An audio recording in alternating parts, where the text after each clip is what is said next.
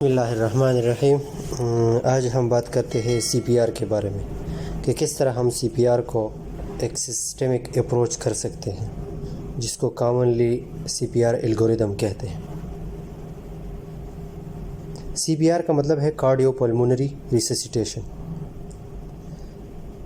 आप कहीं भी हो, बाहर कहीं भी हो या कोई हॉस्पिटल में हो, कोई हेल्थ सेटअप में हो, आपने एक पेशेंट देखा अनरिस्पॉन्सिव है, ब्रीदिंग नहीं कर रहा, नॉट ब्रीदिंग, या आपने पल्स चेक किया उसका पल्स नहीं है, या ओकेजनल गैस्पिंग में है वो, तो सबसे पहले आपने क्या करना है, अपने सेफ्टी देखनी है और पेशेंट की सेफ्टी देखनी है कि वो एनवायरनमेंट CPR के लिए सेफ़ है कि नहीं।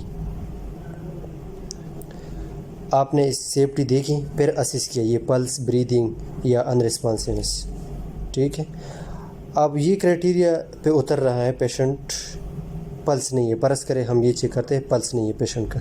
अब पल्स हम किस तरह चेक करते हैं, आपने पेशेंट देखा, अपनी सेफ्टी देखी, पेशेंट एनवायरनमेंट की सेफ्टी देखी, अब पेशेंट के करीब गए और आपने पल्स असिस्ट किया। कैरोटिड पल्स असिस्ट करोगे सबसे पहले एडल्ट में for 10 to 15 second, mostly 10 second तक हम असिस्ट करते हैं। इंडेक्स एंड मिडल फिंगर को कंबाइन करके कैरोटिड आर्टरी पे रखते हैं, जिस साइड पे खड़े हो उस साइड पे। आपने देखा, ऑब्ज़र्व किया, आपको कोई पल्स फील नहीं हो रहा,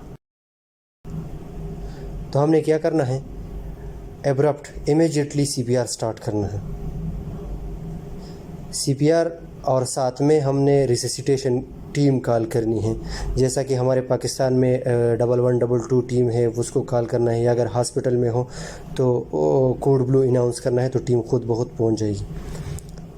हम इधर बात करते हैं एडल्ट की, तो एडल्ट की 30 कंप्रेशन आपने करने हैं और 30 कंप्रेशन के बाद 2 ब्रीथ्स देने हैं।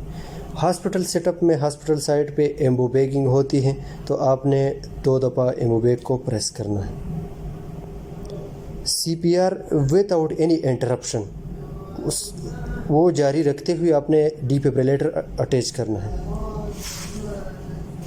डिफिब्रिलेटर अटैच किया, आप CPR कर रहे हो, किसी ने डिफिब्रिलेटर मशीन अटैच किया, तो आपने ECG रिदम चेक करनी है कि कौन सी रिदम है। तो आप 2 तरह के रिदम पाओगे इसमें, एक तो शॉकेबल है और दूसरा non shockable rhythm. Non shockable rhythm में हमारे साथ पल्सलेस इलेक्ट्रिकल एक्टिविटीज़ हैं।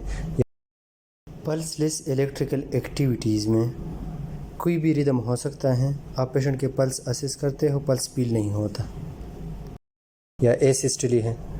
और शॉकेबल में वेंट्रिकुलर फिब्रिलेशन और पल्सलेस वेंट्रिकुलर टेकिकार्डिया, ये रिदम है। अब ये शॉकेबल रिदम पे बात करते हैं। पहले शॉकेबल रिदम है, DPAP अटैच हैं, तो आपने करना क्या है, CPR स्टॉप करके इमीडिएटली एक शॉक दे दें। शॉक देने से पहले आपने ये अनाउंस करना है, I am clear, you clear, everybody clear, and then आपने शॉक देना है। डॉक्टर के ऑर्डर के मुताबिक आपने जोल सेलेक्ट करना है और DPAP का एक पेड स्टोर्नम पे रखना है, दूसरा हार्ट के एपेक्स पे रखना है और सिमल्टेनियसली बटन प्रेस करना है। एक शॉक दे दिया आपने, इसके बाद इमीडिएट CPR स्टार्ट करना है फॉर 2 मिनट। 2 मिनट के लिए आपने CPR किया। Quality CPR, depth, rate, frequency, सारी चीज़ों को मद्देनज़र रखते हुए क्वालिटी CPR ये है कि आप 2 to 2.5 इंचेस इन डेप्थ जा रहे हों, 100 to 120 कंप्रेशन रेट रख रहे हों, और लंग्स की रिकॉइल के लिए आप टाइम दे रहे हो। फिर अगेन आपने रिदम असेस करना है कि आपके साथ कौन सा रिदम आ रहे हैं, अगेन वही है या दूसरी भी बात करते हैं नॉन शॉकेबल, परस करे वो नॉन शॉकेबल रिदम पे कन्वर्ट हो गया, पल्सलेस इलेक्ट्रिकल एक्टिविटी या एसिस्टली है, तो फिर आपने CPR रिज्यूम करना है 2 मिनट के लिए, और वही क्वालिटी रिदम और रेट, फ्रिक्वेंसी वगैरह को मद्देनज़र रखते हुए फिर रिदम असेस किया। परस करें आपने 2 मिनट के लिए CPR किया और पेशेंट अपने नॉर्मल सर्कुलेशन पे वापस आ गया, तो ये हमारे साथ थर्ड ऑप्शन है, पेशेंट रिवर्ट हो गया। इसको हम कहते हैं पेशेंट रिवर्ट हो गया अपने नॉर्मल सर्कुलेशन पे, नॉर्मल ब्रीदिंग पे, नॉर्मल सर्कुलेटरी सिस्टम। तो आपने फिर क्या करना है, पोस्ट कार्डिक अरेस्ट ट्रीटमेंट पे फोकस करना है, जैसा कि اب پوسٹ کارڈک اریسٹ ٹریٹمنٹ کیا ہے؟ آپ نے ABC اپروچ کرنا ہے، ایئر وے بریدنگ وہ چیک کرنا ہے، مطلب کوئی سیکریشن وغیرہ تو نہیں ہے، کوئی مطلب آپ نے اس کو وینٹیلیٹر پہ ڈالنا ہے تو ETT پاس کرنا ہے، آکسیجن کو مانیٹر کرنا ہے، پراپر آکسیجن دینا ہے، اور ٹوائلٹ ECG کرنی ہے،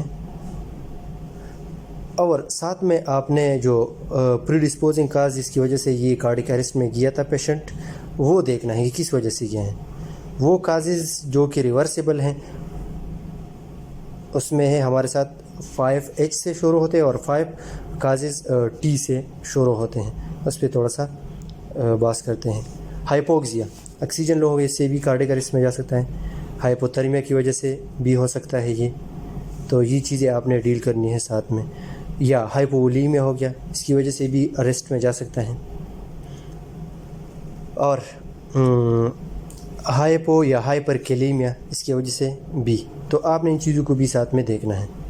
5H، اب 5T والے کون کون سے ہیں؟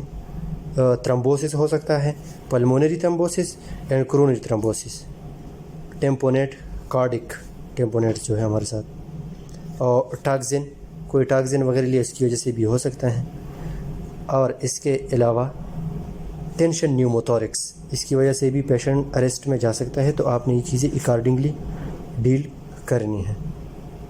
اچھا، یہ تو پورا CPR کا ہو گیا، ریورسیبل کازز کی بات کی، کس طرح آپ نے اپروچ کرنا ہے۔ اب ایک بات یاد رکھنا ہے کہ کب آپ نے CPR سٹاپ کرنا ہے۔ ایک تو یہ ہے کہ پیشنٹ ریورٹ ہو گیا، CPR سٹاپ۔ دوسرا، آپ نے کوئی ریسیسیٹیشن ٹیم جو پہلے میں نے بتایا تھا کہ آپ نے اس کو کال کرنی ہے، وہ ٹیم پہنچ گیا تو آپ سٹاپ کریں، اس کے حوالے کر دو پیشنٹ۔ ریسکیو والا 1122 پہنچ گئے تو آپ نے CPR سٹاپ کرنا، اس کے حوالے کر دیا، یا اس کے کوئی اٹینڈنٹ یا ریلیٹیو یا کوئی ڈاکٹر ایسا ڈیسیجن لے کہ بس اس کی اب پروگنوسس اتنی نہیں ہے، بلیڈنگ بھی زیادہ ہو چکی ہے، یا پیشنٹ کی کنڈیشن مطلب ایسی تھی اولڈ ایج کا، یا پروگنوسس ڈیزیز کی ایسی نہیں تھی، پتہ چل گیا، تو آپ CPR سٹاپ کر سکتے ہیں۔ یا آپ کسی اور کوئی آپ کے لیے ریپلیسمنٹ ریڈی ہو تو آپ CPR سٹاپ کرتے ہو، دوسرے کے حوالے کر دو کہ بس ریپلیسمنٹ از ریڈی، تو آپ پیچھے ہٹ جاؤ، دوسرے کے حوالے کر دو۔